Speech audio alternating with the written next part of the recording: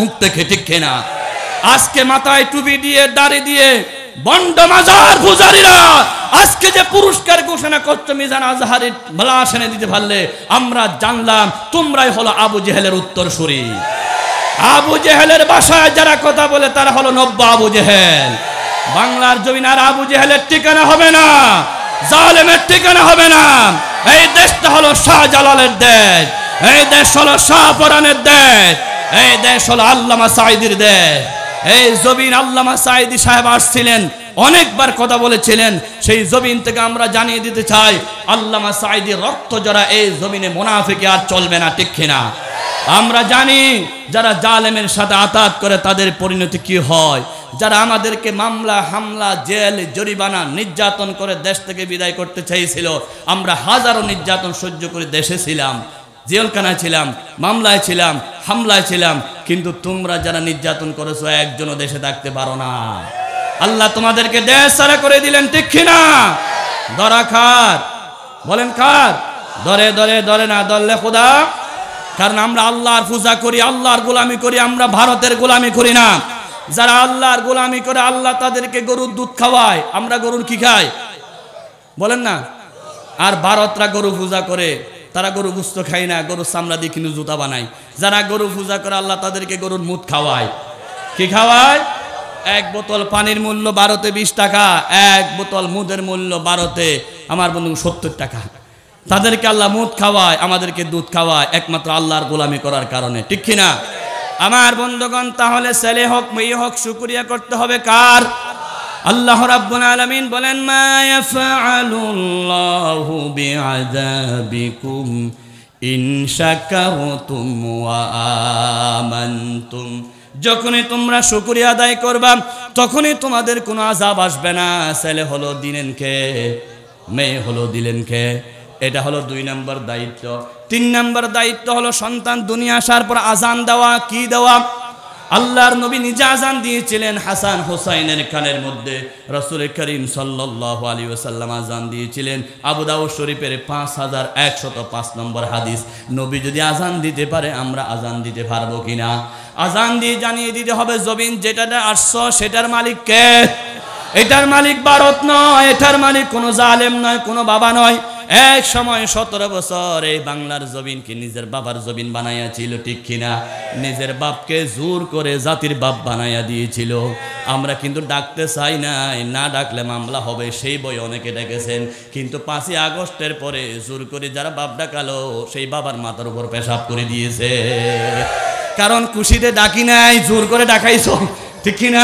জোর করে ডাকাইলে মন দিয়ে পেশাব করে দিই, ঠিক কিনা? তাহলে সন্তানের প্রতি মা বাবার দায়িত্ব হলো 3 নম্বর আজান দেওয়া। আমার বন্ধুগণ, এই আজান দিয়ে জানিয়ে দিতে হবে জমিন কার, আইন চলবে কার। বাংলাদেশ স্বাধীন হয়েছে 1971 সনে, 2023 সন, বর্তমান 25। 54 বছরে এই জমিনে আল্লাহর বিধান চলছে নাকি? চলে নাই। অথচ ক্ষমতায় যারা ছিল তারাই সবাই মুসলমান ছিল। প্রেসিডেন্টও মুসলমান, প্রধানমন্ত্রী মুসলমান, হতে পারে ওসিরা হিন্দু, এসপিরা হিন্দু, বড় বড় পদে সব হিন্দু ছিল জানি, কিন্তু প্রধানমন্ত্রী মুসলমান ছিল। এই 54 বছরে ক্ষমতায় থাকা অবস্থায় একজনও কোরআন দিয়ে নামাজের আইন কায়েম করে নাই, মদের বিরুদ্ধে আইন কায়েম করে নাই, জানার বিরুদ্ধে আইন কায়েম করে নাই। আল্লামা সাঈদী সাহেব যখন সংসদ ভবনে গেলেন, সংসদ ভবনে ঘোষণা দিলেন, মাননীয় স্পিকার, শিরিক এই জমিনে চলে না, মাথা নিচু করতে হবে একমাত্র আল্লাহর সামনে। ওই সংসদ ভবনের গেটটা নিচু ছিল। উনি স্পিকারকে হুমকি দিয়ে এবং সুন্দরভাবে ভাষণ দিয়ে ওই সংসদকে শিরিক মুক্ত করে দিলেন। জুড়ে বলুন আল্লাহু আকবার। মদের বিরুদ্ধে আইন দিয়েছিলেন আল্লামা সাঈদী সাহেব, জুয়ার বিরুদ্ধে আইন দিয়েছিলেন আল্লামা সাঈদী সাহেব। আমরা সংসদে সেই আইনগুলো দেখতে চাই কি চাই না? 17 বছর সেই সংসদটা নষ্ট করে দিয়েছিল। মমতাজ নারীর মতো মেয়ে ফাইটতে যায়, বুকটা ফাইটতে যায়, সংসদের ভিতরে এরকম ফাইটতে যায় বলে বলে আমাদের সংসদকে নাপাক করেছিল, ঠিক কিনা? আমরা 2025 সাল থেকে আর গায়ক নায়িকাকে সংসদে দেখতে চাই না, ঠিক কিনা? আমরা সংসদে দেখতে চাই যারা কোরআনের কথা বলে তাদেরকে, ঠিক কিনা? বলুন সবাই, কোরআন আছে যেখানে, কোরআন আছে যেই দলে, কোরআন নাই যেই দলে। লিল্লাহি তাকবীর। আগামী নির্বাচন থেকে আমরা জানিয়ে দিতে চাই, যারা কোরআনের কথা বলে না তাদের পক্ষে আমরা থাকবো না, যারা নামাজের কথা বলে না তাদের পক্ষে আমরা থাকবো না। কারণ বাংলাদেশে অনেক কিছু দেখেছি, আর দেখতে চাই না। দেশের শুরুতে ছিল সোনার বাংলা, সোনা দিতে পারে নাই। বঙ্গবন্ধু বলেছিলেন আমার ডানে সুর, বামে সুর, সামনে সুর, পিছনে সুর, কম্বল আমারটা গেল কই, ঠিক কিনা? এটা হলো সুরের বাংলা ছিল। এরপরে ছিল রূপার বাংলা, রূপা দিতে পারে নাই। এরপরে আধুনিক বাংলা শান্তি দিতে পারে নাই, ডিজিটাল বাংলা মুক্তি দিতে পারে নাই। লাস্টে ছিল স্মার্ট বাংলা। স্মার্ট বাংলা মানে ইনজেকশন মারে আল্লামা সাঈদীকে হত্যা করার বাংলা। স্মার্ট বাংলা মানে নিরহ মানুষকে মামলা দেওয়ার বাংলা। স্মার্ট বাংলা মানে ইসলাম ধ্বংস করে দেওয়ার মামলা। স্মার্ট বাংলা মানে তাফসীরুল কোরআন মাহফিল বন্ধ করে দেওয়ার বাংলা। স্মার্ট বাংলা মানে ঘরে ঘরে খুনের রাজ্য কায়েম করার বাংলা। স্মার্ট বাংলা মানে ঘরে ঘরে নির্যাতনের বাংলা ছিল। সুতরাং আমরা সোনার বাংলা দেখেছি, রূপার বাংলা দেখেছি, আধুনিক বাংলা দেখেছি, ডিজিটাল বাংলা দেখেছি, আমরা স্মার্ট বাংলা দেখেছি। আর দেখতে চাই না, এবার দেখতে চাই আল কোরআনের বাংলা। কারা কারা দেখতে চায় হাত আল্লাহকে দেখুন।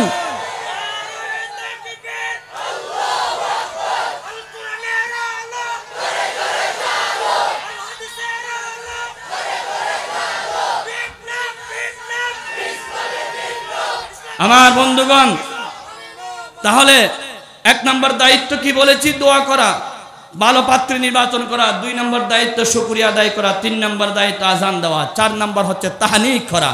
তাহনিক মানে একটা খেজুর সিবায়া ভালো আলেম দিয়ে সেই খেজুরের রস ওই বাচ্চার মুখে দেওয়া। প্রথম এটার ঘটনা আছে, আমি সেদিকে যাচ্ছি না। 5 নম্বর দায়িত্ব হচ্ছে আকিকা করা। কি করা? রাসূল করিম সাল্লাল্লাহু আলাইহি ওয়াসাল্লাম বলেছেন, কুল্লু গুলামিন রহিনাতুন বিল আকিকা। প্রত্যেকটা গোলাম, প্রত্যেক সন্তান আকিকা না করলে বিপদে থাকবে, বন্ধক হয়ে থাকে। ছেলে হলে 2টা, মেয়ে হলে 1টা ছাগল দিয়ে আকিকা করতে রাজি আছেন তো ইনশাআল্লাহ? তবে আকিকার গোশত মাও খেতে পারবে, বাবাও খাইতে পারবে, সবাই খাইতে পারবে। আমাদের সমাজে আছে আকিকার গোশত খাইতে পারে না, এটা প্রতারক, মিথ্যা কথা। এরপরে দায়িত্ব হচ্ছে সুন্দর নাম। বল্টু, অক্সিজেন বেগম, আকাশ বাতাস নয়, ব্রাশ ফায়ার নয়। নাম রাখতে হবে কোরআন দিয়ে, হাদিস দিয়ে, ইসলাম দিয়ে। আবার কোরআন আছে বলে ফেরাউনের নাম রাখি দিয়েন না, কোরআন আছে বলে শয়তানের নাম রেখে দিয়েন না, অর্থবহ নাম রাখতে হবে। এরপরে কাজ হচ্ছে আপনার সন্তানকে নামাজের হুকুম দিতে হবে। আল্লাহর হাবিব বলেছেন, মুরু আওলাদাকুম বিসসালাতি ওয়া হুম আবনাউ 7 সিনিন। 7 বছর বয়সে নামাজের হুকুম দাও। 10 বছরে সন্তান নামাজ না পড়লে তাকে পিটা দাও। আমার বন্ধুগণ, এরপর হচ্ছে বিছানা আলাদা করে দেওয়া। সন্তান যখন 10 বছর হবে আলাদা বিছান করে দেন, মা বাবার সাথে একসাথে রাখা যাবে না। এরপরে দায়িত্ব হলো সন্তানকে, আমার বন্ধুগণ, ইসলামী শিক্ষা দেওয়া। এটাই হলো সবচাইতে বড় দায়িত্ব। আপনি যদি সন্তানকে ইসলামী শিক্ষা না দেন, ওই সন্তান আপনার গায়ে হাত তুলবে। সন্তানকে যদি কোরআনী শিক্ষা দেন, 1 নম্বর কাজ হলো ওই সন্তান দাঁড়িয়ে পেশাব করবে না। সন্তানকে যদি কোরআনী শিক্ষা দেন, ওই সন্তান মাকে বুড়ি বলবে না, বাবাকে বুড়া বলবে না, ঠিক কিনা? সন্তানকে যদি ইসলামী শিক্ষা দেন, মুরব্বির গায়ে হাত তুলবে না। সন্তানকে যদি ইসলামী শিক্ষা দেন, মদের বোতল হাতে নিবে না। সন্তানকে যদি ইসলামী শিক্ষা দেন, এলাকার মানুষদেরকে জ্বালাইয়া শেষ করবে না। সন্তানদেরকে যদি ইসলামী শিক্ষা দেন, আপনাকে বুড়া বয়সে মামলা খেতে হবে না।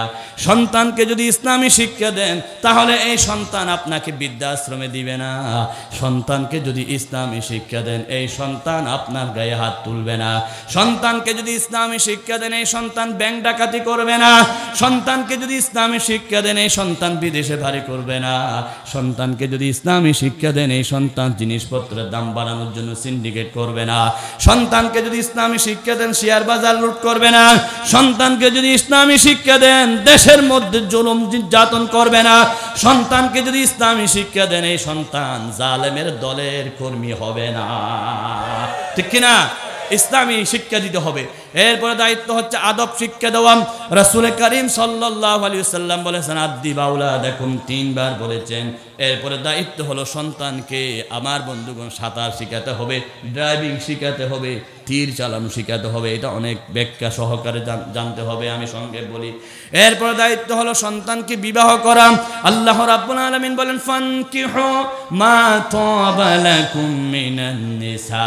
ব্যাখ্যা করব না, সংক্ষেপ করে বলতেছি।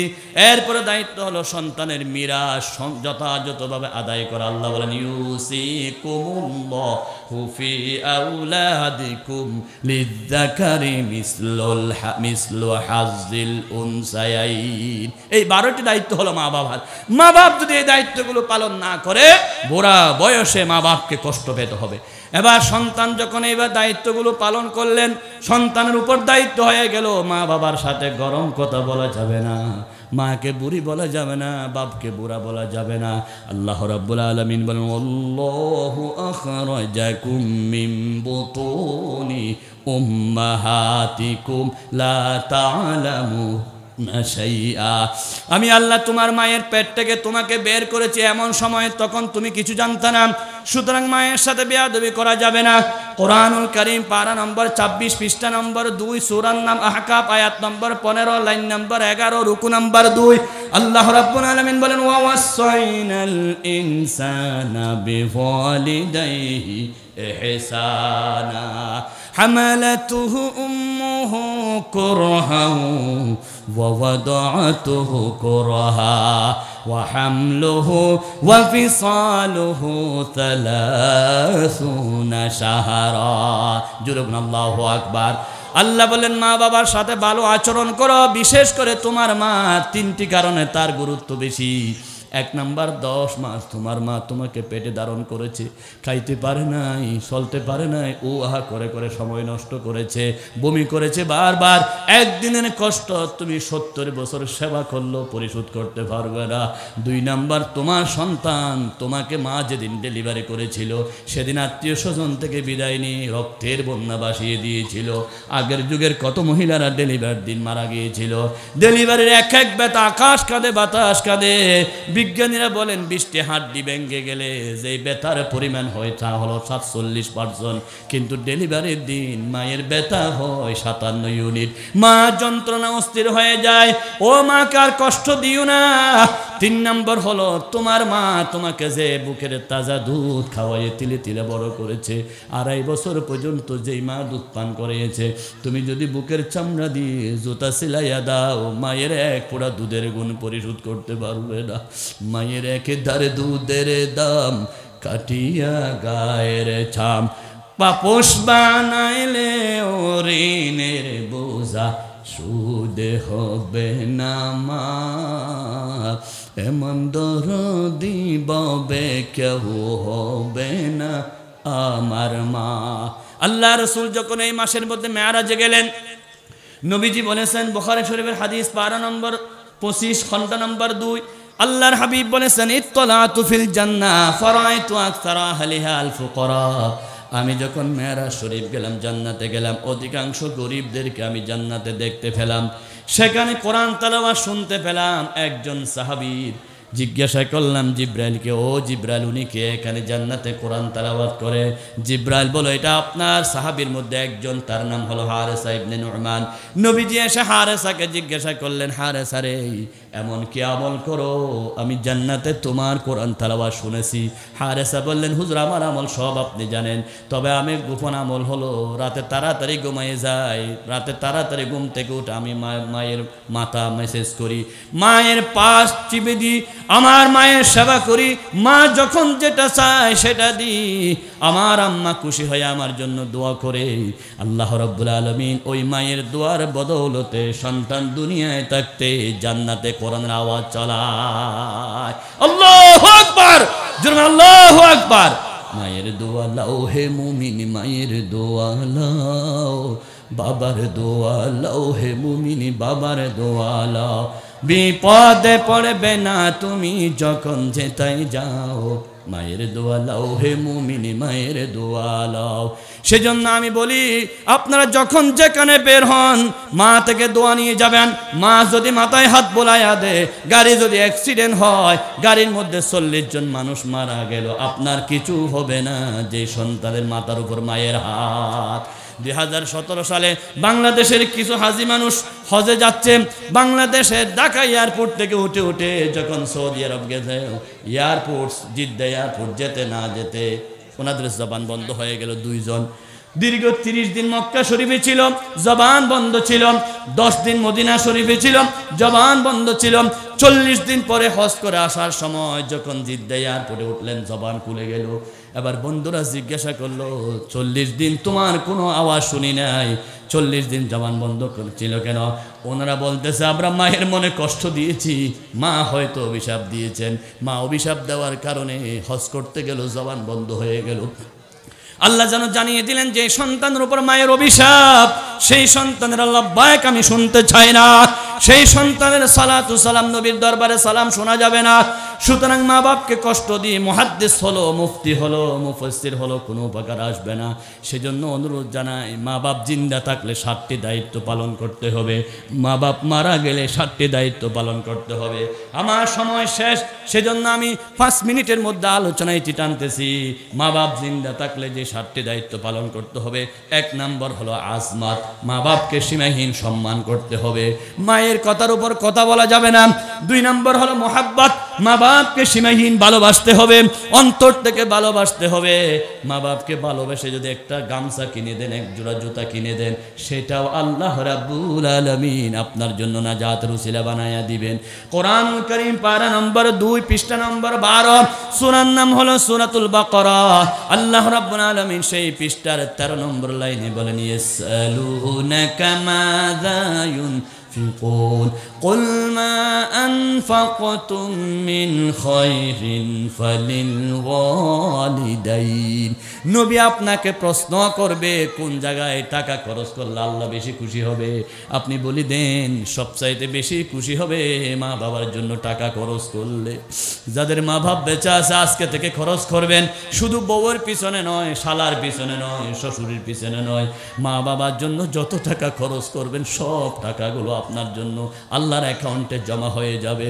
আমার বন্ধুগণ, এই শীতকালে মাকে গরম পানি দিবেন, মাকে কমলা খাওয়াবেন, মশারি টাকি দিবেন, পা টিপে দিবেন, মায়ের মাথার মধ্যে তৈল মালিশ দিবেন। মাকে জুদা খাইতে বলবেন না, যারা মাকে জুদা খাইতে বলে তারা নাফরমান। বলতে হবে ভাইদেরকে, আমার মাকে সুযোগ দাও, আমার এখানে যাই নামাজ বিছাবে, আমার মা এখানে নামাজ পড়বে, এইভাবে করে সুযোগ করে দিতে হবে, ঠিক কিনা? আবার মা বাপ দুনিয়া থাকতে 3 নম্বর দায়িত্ব হলো এতাআত, মা বাবার অনুগত্য করতে হবে। 4 নম্বর দায়িত্ব হলো খেদমত, এরপরে দায়িত্ব হলো খেদমত, মা বাবার সেবা করতে হবে। মা বাপ ডাক দেওয়ার সাথে সাথে জীবন বাদ দিয়ে আপনাকে যেতে হবে। এমনকি আমার বন্ধুগণ, ফুকাহা একরাম বলেছেন, সন্তান নামাজের নিয়ত বেঁধেছে, এমন সময় যদি মা বাপ ডাক দে, নামাজ ভেঙ্গে মা বাবার দরবারে হাজির হতে হবে। আল্লাহু আকবার বলেন। যদি ফরজ নামাজ না হয়, হুজুর দলিল কি, প্রমাণ কি? আমরা তো জায়গা জমিন কিনি না RSBS ছাড়া, কোরআনে কোনো আমল, জান্নাতি কোনো আমল আমরা শুনতে চাই না কোরআনী দলিল ছাড়া, হাদিসি দলিল ছাড়া। হাদিস শরীফ সাক্ষী, বনি ইসরায়েলের একজন বড় আবেদ ছিলেন, তার নাম ছিল জুরাইস। জুরাইস মানে এত বড় আলেম, বাংলাদেশে বড় আলেম যদি জিজ্ঞাসা করি আপনারা বলবেন আল্লামা সাইদি সাহেব, আল্লামা গারাঙ্গের বড় হুজুর, সুর হুজুর, সুনতি শাহ সাহেব হুজুর, শেখ আহমদুল্লাহ সাহেব, আমার বন্ধু ডক্টর মিজান আজহারি সাহেব, ওরা বড় আলেম। সেই যুগের মধ্যে সবচাইতে বড় আলেম ছিল জুরাইস। তিনি রাত দিন নামাজ পড়তেন, আল্লাহকে খুশি করতেন, আল্লাহকে খুশি করার জন্য জীবন দিলেন। এমনকি তিনি সংসার জামিলায় পড়ে নাই, আল্লাহকে খুশি করার জন্য সব সময় তার একটা খানেকা ছিল, অফিস ছিল, সেখানে ইবাদত করতেন। একদিন অসুস্থ মা ডাক দিলেন জুরাইস, তিনি নামাজে ছিলেন, তিনি মনে করলেন নামাজটা শেষ করিনি, তারপরে হাজির হব, কিন্তু ভুলে গেলেন নামাজ। আবার নিয়ত বাঁধলেন, মা আবার ডাক দিল। এরকম 3 বার ডাক দেওয়ার পরে নামাজ ভেঙ্গে মায়ের ডাকে যায় নাই। হঠাৎ মা জননী অভিশাপ দিয়ে ফেলল। মা বলল, আল্লাহ তোকে বেশ্যার মুখ না দেখাইয়া যাতে না আনে। এই কথা বলতে না বলতে আমার বন্ধুগণ, পাশে একটা মহিলা, বেশ্যা মহিলার পেটে সন্তান হলো। ওই সন্তান হওয়ার পরে সবাই জিজ্ঞাসা করলো, পেলি কোথায় সন্তান বল। উনি বলতেছে, তোমরা যাকে বড় পীর মনে করো, গারেঙ্গের বড় হুজুর মনে করো, উনি হলো আমার এই সন্তানের জনক। উনি জানা করেছে, জুড়ে বলুন নাউজুবিল্লাহ। আসলে কি উনি জানা করেছে? না জানা করে নাই, বিনা অপরাধী মানুষকে জানার মামলা দিয়ে 13 বছর পর্যন্ত জেলখানা রেখেছিল বাংলাদেশে আল্লামা সাঈদীর মতো মানুষকে, ঠিক কিনা? আল্লামা সাঈদী বুকে হাত দিয়ে বলেছিলেন, কোরআন ধরে বলেছিলেন, 71-এর কোনো খাদা আমার গায়ে লাগে নাই, কিন্তু ওনাকে জানাকার, ওনাকে সন্ত্রাসী, কত কিছু বানা হলো। আজকে আমরা জানিয়ে দিতে চাই যে বেয়াদব ওনার বিরুদ্ধে মামলা দিয়েছিল নজিবুল বশর মাঝভান্ডারী, উনি তো দুনিয়া থেকে যাওয়ার সময় কে বলতেছে যাচ্ছে আর যাচ্ছে না, আল্লাহর গজব তার উপর পড়ুক। তবে আমাদেরকে এখন জানতে হবে যেই মুস্তফা জামান আল্লামা সাঈদীকে ইঞ্জেকশন মেরেছিল, কোটি কোটি মানুষকে খাঁদাইয়াছিল, উনি কারাগার থেকে হাসপাতালে যখন আসতেছেন একটা হাসি দিয়ে মানুষকে পাগল করে দিলেন। আল্লামা সাঈদী সাহেব জানিয়ে দিলেন, আমি হার্টের রোগী নয়, আমি জুলুমের শিকার, ঠিক কিনা? বিশাল এই ময়দান থেকে জানিয়ে দিতে চাই, যেই বেয়াদব মুস্তফা জামান আল্লামা সাঈদীকে ইনজেকশন মেরেছিল, সেই বেয়াদবকে জাতির সামনে ফাঁসি দিতে হবে। কারা কারা চান যে হাত আল্লাহকে দেখান।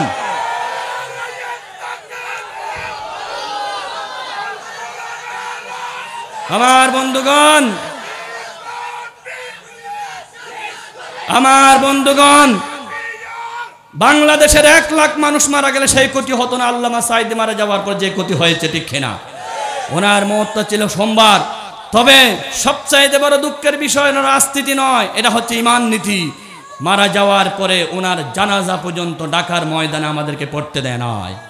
আমরা প্রত্যেক মাহফিলে বলি, যারা আল্লামা সাঈদীর জানাজা পড়তে দেয় নাই, এই জমিনে তাদের জানাজা হবে না, হবে না, হবে না।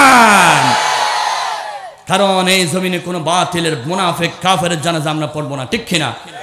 আমার বন্ধুগণ, সেই যুগের মধ্যে শ্রেষ্ঠ আলেম ছিলেন জোরাইস।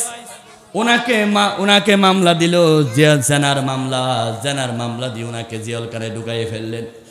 যেদিন ওনাকে বেশি নির্যাতন করতেছে জেনার মামলার কারণে, উনি বললেন, আমি অপরাধী নই, আমি জেনা করি নাই। তুমি যে জেনা করো নাই প্রমাণটা কি? বলে, যে ছেলেটা হয়েছে সেই ছেলেটাকে জিজ্ঞাসা করো, ছেলে তো আওয়াজ করতে পারে না, 1 মাসের বাচ্চা কি কথা বলতে পারে? উনি বলতেছেন, আমার মায়ের সতীত্ব ইজ্জত রক্ষার জন্য আল্লাহ হয়তো কথা বলাবেন। লোকেরা গিয়ে তার থেকে জিজ্ঞাসা করলো, তুমি কি এই বুজুর্গ সন্তান নাকি? 1 মাসের ছেলে জবাব দিল, না না, উনি কোনো জানা করে নাই, আমি ওনার সন্তান নই। জুরুন আল্লাহু আকবার। এবার জোরাইসকে জিজ্ঞাসা করা হলো, তোমার অপরাধ কি? বলে, অপরাধ হলো নামাজ পড়তেছি, মা ডেকেছিল যাই নাই, আমার মায়ের ডাকে সাড়া দিই নাই, আমার আল্লাহ আমার উপর নারাজ হয়ে গেছে। সুতরাং মা বাপ যদি ডাক দে, অবশ্যই মা বাবার ডাকে যেতে হবে, ঠিক কিনা? আমার বন্ধুগণ, ফরজ নামাজ চলে নামাজ শেষ করবেন, সুন্নত নফল হলে মা বাপ ডাক দিলে আগে চলে যেতে হবে। কারণ মা বাবার ডাকে যাওয়াও ইবাদত, মসজিদে বসে থাকা যেমন ইবাদত, মা বাবার পাশে বসে থাকাও ইবাদত। কাবা শরীফ দেখা যেমন ইবাদত, মা বাবার চেহারার দিকে তাকানো ইবাদত। আপনি যদি হজ করেন কবুল হতে পারে, নাও হতে পারে, কিন্তু মায়ের চেহারা যখন দেখবেন সাথে সাথে কবুল করে নেবেন। একটি হজের সওয়াবকে বলুন না, কে দিবেন সওয়াব? আমার বন্ধুগণ, মা যদি দুনিয়ায় বেঁচে থাকে, 5 নাম্বার দায়িত্ব হলো মা বাবার জন্য দোয়া করা। আল্লাহ দোয়া শিক্ষা দিলেন, রব্বিরহামহুমা কামা রব্বায়ানি সাগীরা। 6 নাম্বার দায়িত্ব হলো জীবনে কোনোদিন মা বাবার সাথে বেয়াদবি করা যাবে না। সুন্দরী বউয়ের প্রেমে পড়ে মাকে বুড়ি বলিয়েন না, বাবাকে বুড়া বলিয়েন না। এই মা বাপ আপনাকে দুনিয়া দেখালো, তাদের সাথে বেয়াদবি করা যাবে না। তবে একটা বিষয়, যদি তারা শিরিক করতে বাধ্য করে, তখন মা বাবার কথা মানা যাবে না। আল্লাহ রাব্বুল আলামিন বলেন কোরআনুল কারীম পারা নম্বর 21, পৃষ্ঠা নম্বর হলো 11, সূরার নাম হলো লোকমান, আয়াত নম্বর হলো 7। আল্লাহ রাব্বুল আলামিন বলেন, ওয়া ইন জাহাদাকা আলা আন তুশরিকা বি মা লাইসা লাকা বিহি ইলমুন ফালা তুতি'হুমা। তোমার মা বাবার সব কথা মানতে হবে, কিন্তু তোমার মা বাপ যদি শিরিক করতে বলো, সেটা মানা যাবে না। কারণ আল্লাহ ছাড়া কারো সামনে মাথা নিচু করা যাবে না, ঠিক কিনা? এবার মা বাপ মারা গেলে সংক্ষেপ করে বলতেছে 2 মিনিট। মা বাপ মারা গেলে 1 নাম্বার হাদিস শরীফ সাক্ষী রাসূলুল্লাহ সাল্লাল্লাহু আলাইহি সাল্লাম বলেছেন, ওয়ান আবি উসাইদ সাঈদ রাদিয়াল্লাহু তাআলা আনহুমা আল্লাহর নবী বলেন, হাদিসের রাবি হচ্ছে আবু সাইদ সাঈদী, তিনি বলেছেন তোমার মা বাপ যদি মারা যায় 5টি দায়িত্ব। 1 নম্বর দায়িত্ব হলো আসসালাতু আলাইহিমা ওয়া ইনফাযু আহদিহিমা ওয়া ইকরামু সাদিকিহিমা ওয়া সালাতুর রাহমিল্লাতি লা তুসালু ইল্লা বিহিমা। 1 নম্বর দায়িত্ব হলো নামাজ পড়া। নামাজ পড়া মানে 5 ওয়াক্ত নামাজ পড়ে দোয়া করা, অথবা 2 রাকাত মা বাবার জন্য আলাদা নামাজ পড়া। 2 নম্বর দায়িত্ব হচ্ছে তাদের জন্য ইস্তেগফার করা। 3 নম্বর দায়িত্ব হলো তাদের আত্মীয় স্বজন যেখানে যারা আছে খবর নেওয়া। 4 নম্বর দায়িত্ব হলো মা বাবার বন্ধুদেরকে তাওজিম করা। 5 নম্বর দায়িত্ব হলো মা বাবার জন্য দোয়া করা, রব্বিরহামহুমা কামা রব্বায়ানি সাগীরা। হাকিমুল উম্মত মুজাদ্দিদ মিল্লাত আল্লামা আশরাফ আলী থানভী রাহমাতুল্লাহ আলাইহি বলেন, কোন সন্তান যদি মায়ের কবরে হাজির হয়, মা বলে ডাক দে, আল্লাহ নাকি মায়ের রূহটা ফিরাইয়া দে। সন্তানের দিকে হাজির হয় দেখে বলে, জাদুমণি একটু দাঁড়াও, আমার কবরে দাঁড়াও, তুমি থাকলে আল্লাহ আমার কবর আযাব মাফ করে দিন। হাকিম উম্মত লিখেন, সন্তান যদি মায়ের কবরে সূরা ফাতিহা পড়ে, সূরা ফাতিহার 7টা আয়াত পড়লে মা বাবার জন্য আল্লাহ দুজুকের 7টা দরজা বন্ধ করে দেয়। আল্লাহু আকবার। আল্লাহ রাসূল বলেছেন, মান যারা কবর আবওয়াইহি ফি কুল্লি জুমআতিন কুতিবা লাহু বাররান ওয়া বারাতুম মিনান নিফাক। নবীজি বলেছেন, প্রতি জুমাবারে যারা মা বাবার কবরে জিয়ারত করতে যায়, আল্লাহ তাদেরকে নেককার হিসাবে লিখে দেন। আল্লাহ রাব্বুল আলামিন তাদেরকে মুনাফিকের লিস্ট থেকে নাম কেটে দেন। আল্লাহু আকবার। এবার আমি দেখতে চাই যাদের মা বেঁচে আছে 2 হাত তুলুন, যাদের মা বেঁচে আছে আরো জোরে হাত তুলুন, ওয়াদা করে আমার সাথে হাত তুলুন। এই হাত 2টা আজকে রাত্রে অথবা আগামীকাল সকালবেলা মায়ের পায়ে রাখবেন। কার পায়ে? বলুন না, মার পায়ে। বলুন কার পায়ে? আরো জোরে। মায়ের পায়ে। কার পায়ে? আরো জোরে। পায়ে রাখে বলবেন, রাখেন। এবার হাত নামান, মাকে পায়ে ধরে বলবেন, মা মাফ করে দাও, হুজুর ওয়াদা করেছে রমজানের আগে যদি তুমি মাফ না করো রোজা কবুল হবে না, শবে বরাত কবুল হবে না, শবে কদর কিচ্ছু হবে না। সেজন্য সবাই মায়ের কাছ থেকে ক্ষমা চেয়ে নেবেন। আমার মতো যাদের মা বাপ নাই 2 হাত তুলুন। মা নাই, বাবা নাই। আমিও মা হারিয়েছি, বাবা হারিয়েছি, বারবার মায়ের কথা মনে পড়ে যায়। মা কতবার ফোন করতেন, খবর নিতেন। যাদের মা বেঁচে না 2 হাত তুলুন। এই হাত 2টা আল্লাহকে তুলে দিয়ে বলেন, রব্বিরহামহুমা কামা রব্বায়ানি সাগীরা। হাত নামান। প্রত্যেক সময় এই হাত 2টা তুলবেন, মা বাবার জন্য দোয়া করবেন।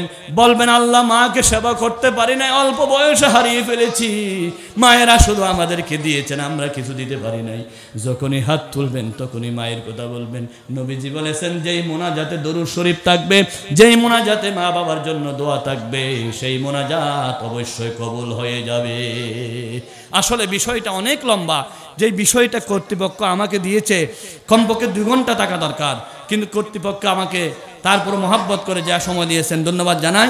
বিষয়ের হক আদায় করতে পারি না সময়ের অভাবে, এরপরও সব কথা বলার চেষ্টা করেছি, ব্যাখ্যা বলতে পারি নাই। আই রিপিট এগেন, শেষ কথা হচ্ছে, মা বাপ এ দায়িত্ব হচ্ছে সন্তানের প্রতি 12টি। কয়টি? 2 নাম্বার, সন্তানের পর মা বাবার দায়িত্ব। মা বাপ জিন্দা থাকলে 7টি, মা বাপ মারা গেলে 5টি। তাহলে 12 আর 5 17, 17 আর সাথে 22টি দায়িত্ব উভয় পক্ষকে দিলাম। মা বাপ যদি মা বাবার হক কথা মানে, হুকুম পালন করে, সন্তান যদি সন্তানের দায়িত্ব পালন করে, সংসারটা হয়ে যাবে, ঘরটা হয়ে যাবে জান্নাতের টুকরা। রেলের লাইনে রেল চললে, প্লেনের লাইনে প্লেন চললে অসুবিধা হবে না। মা বাবার দায়িত্ব মা বাপ পালন করলে, সন্তানের দায়িত্ব সন্তান পালন করলে অসুবিধা হবে না। পুরা সমাজটা শান্তির সমাজ হয়ে যাবে। রুজুমর পাড়ার এই বিশাল মাহফিল থেকে আমরা যাতে আমাদের দায়িত্ব পালন করি, যারা মা বাপ হয়েছি এবং যারা সন্তান হয়েছি, তারাও যাতে মা বাবার প্রতি দায়িত্ব পালন করতে পারি। আল্লাহ আমাদেরকে তৌফিক দান করুন। হাযা মা ইনদি ওয়াল ইলমু ইনদাল্লাহ ওয়া মা তৌফিক ইল্লা বিল্লাহ। আসসালামু আলাইকুম ওয়া রাহমাতুল্লাহি ওয়া বারাকাতুহু।